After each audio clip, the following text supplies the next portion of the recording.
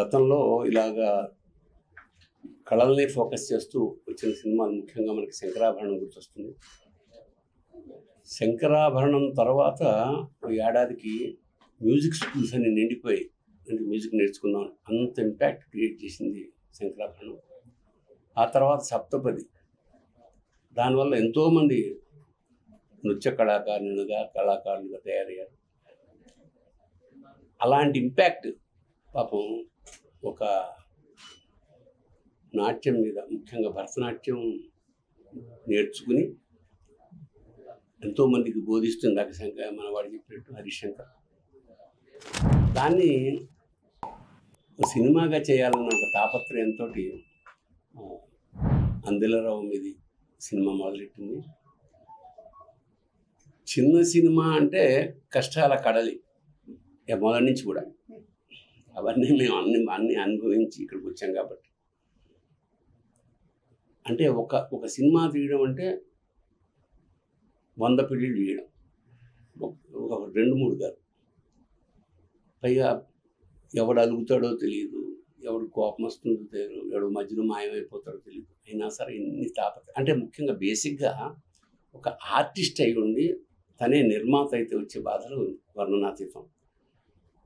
అవన్నీ ఎదుర్కొని ఇవాళ ఇంత దూరం వచ్చిందంటే అందుకు మాత్రం నమస్కారం చేయాలి. పైగా ఒక ఉమెన్ ఎంపవర్మెంట్ అని గొప్పగా చెప్పుకుంటున్న ఈ రోజుల్లో నిలబడి ఒక మహిళ ఇంత కష్టాలు ఓర్చుకుని ఈ సినిమా తీసినందుకు నిజంగా నాకు అప్పటి నుంచి ఆ వాత్సల్యం నాకు ఆ అమ్మాయి అంటే అన్నమాట, నా కూతురు లాంటిది. అసలు మా హరిశంకర్ ఫోన్ చేసి చెప్పాడు, ఇట్లాగా అక్కడ అమెరికాలో అమ్మాయి ఉంది, ఒక వేషం అంటే ఎలాగా యాక్టర్నే కాబట్టి ఐ వాజ్ వెరీ కంఫర్టబుల్. పాపం చాలా జనరల్గా ఏంటంటే సినిమా అయిపోగానే సంబంధాలు దిగిపోతుంటాయి మాకు. అంటే రంగు ఇలా తీసేయడంతో దానితో మనకి సంబంధం 99%. బట్ ఇప్పటికి కూడా ఇంటికి వస్తూ ఉంటుంది అన్నమాట. అలాగా మా రిలేషన్షిప్ కంటిన్యూ అవుతుంది. మంచి పిల్ల.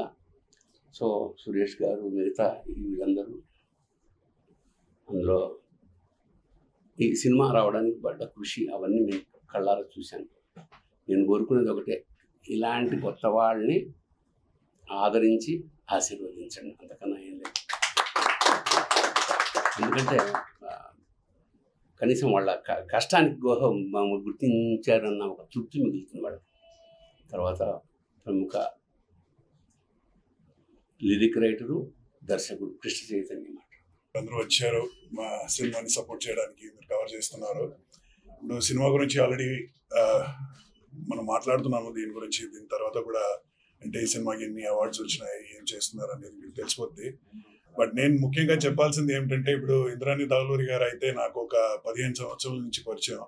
మేము కలిసి ఫస్ట్ ఏదో ఒక మలయాళం సినిమా చేసాము. అక్కడ ఆ టైం నుంచి నేను చూస్తున్నా, అంటే ఈ యాక్టింగ్ కాకుండా she is interested in yoga, Bharatanatyam అనేది నాకు తెలిసిందే. సో ఇంద్రాణి దావులూరి అప్పుడు వచ్చి ఇంద్రాణి శర్మ అనే పేరుతో నాకు తెలుసు. యామిని శర్మ అనే పేరు అంటే స్క్రీన్ నేమ్ అప్పుడు. దాని తర్వాత ఇక్కడి నుంచి యుఎస్ వెళ్ళిపోయి పెళ్లి అయిన తర్వాత సో చాలా సంవత్సరం గ్యాప్ వచ్చింది. దాని తర్వాత నేను చూస్తే అక్కడ ఆల్రెడీ వెళ్ళి మన ఆర్ట్ ఫామ్స్ ని ప్రమోట్ చేయడం, ప్లస్ ఈ యోగా ఇలాంటి విషయాల్ని ప్రమోట్ చేయడం అంతా జరిగింది అక్కడ. So she's been working very hard. దాని తర్వాత ఈ ప్యాషన్ అయితే ఎప్పుడు ఉంటుంది కదా, ఒక సినిమా యాక్టింగ్ చేసిన తర్వాత మళ్ళీ సినిమాలోకి రావాలనేది ఒక ఫీలింగ్ ఉంటుంది. So she struggle for that. Plus ఈ సినిమా అయితే మళ్ళీ ఇప్పుడు బర్ని గారు చెప్పినట్టు శంకరాభరణం తర్వాత చాలా తక్కువ సినిమాలు వచ్చినాయి మన కల్చర్ని ప్రమోట్ చేయడానికి. మొన్న ఇంకో సినిమా కూడా నేను చేసిన అలాంటిది ఒకటి, నాట్యం అని ఒక సినిమా. దాని తర్వాత ఇప్పుడు ఒక డాన్స్ ఫామ్ గురించి వచ్చే సినిమా చూస్తే మన అందెలరావు ఇది ఇప్పుడు చేస్తున్నారు ఇంద్రాణి గారు.